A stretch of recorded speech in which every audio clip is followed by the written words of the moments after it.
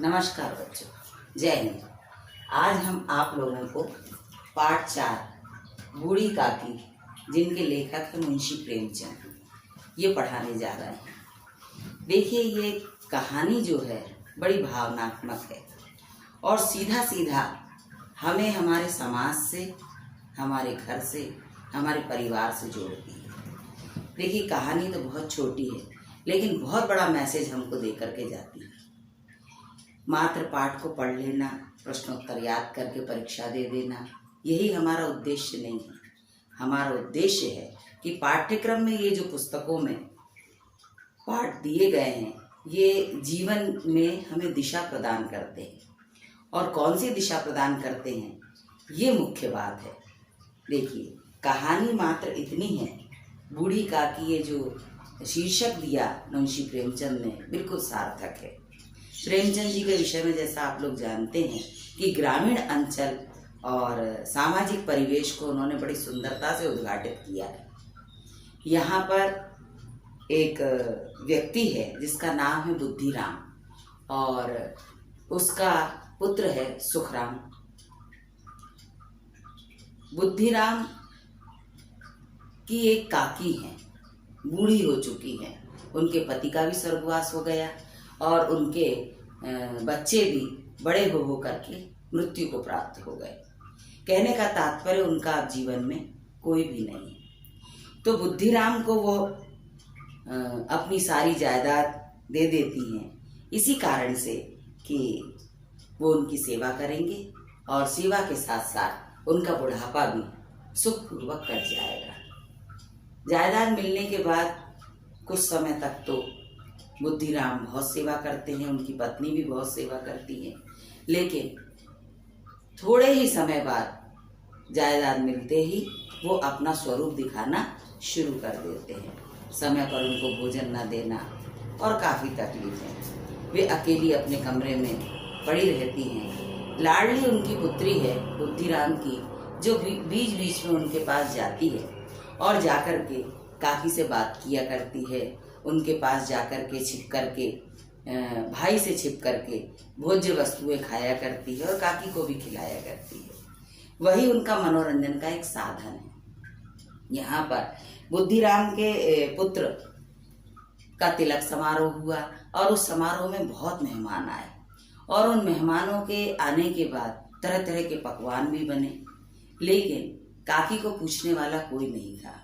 सुबह से दोपहर, दोपहर से शाम और शाम से रात हो गई। अब भूख के कारण काकी की बुरी दशा थी।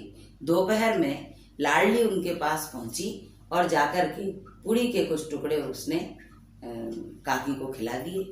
अब उनकी जिह्वा में पूड़ी का जो रसास्वादन हुआ, उस रसास्वादन से उनकी भूख और जागृत हो गई। अब उन्होंने सोचा कि मेहमान तो जा चुके हैं, ऐसा किया जाता है कि जहाँ पर झूठी पत्तलें पड़ी होंगी वहाँ जाकर के मैं भोजन कर लूँ, कुछ तो वहाँ बचा होगा। तो वे लाडली के पास जाती हैं और उसे लेकर के उन झूठी पत्तलों के पास जाकर के भोजन के कण उठा उठा करके खाती हैं। इसी समय रूपा, जो बुद्धिराम की पत्नी है, वो जागती है, देखती है लाडली बिस्तर पर नहीं है और ढूंढती है तो पता चलता है कि वह तो यहाँ पर घर पर है ही नहीं। तो वो बाहर जाती है और बाहर जाकर के जो दृश्य देखती है, वो दृश्य देख करके पैरों तले उसकी जमीन खिसक जाती है। ऐसा मालूम पड़ता है जैसे आसमान टूट जाएगा और ईश्वर अब उसे इस कृत्य के लिए क्षमा नहीं करेगा।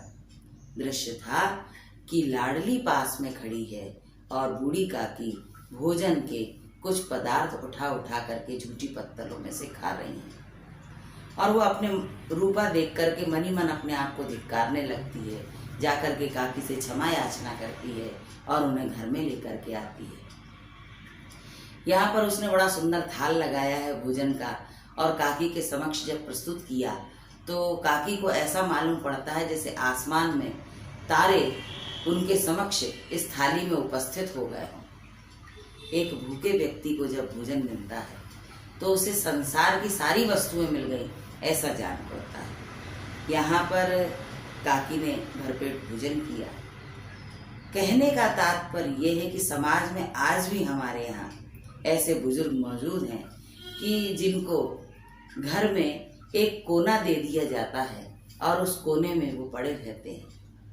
ना ही उनकी स्वास्थ्य के विषय में पूछने वाला कोई है, ना बैठ कर के बातचीत करने वाला कोई है, और ना ही उनके भोजन के विषय में जानकारी लेने वाला कोई है।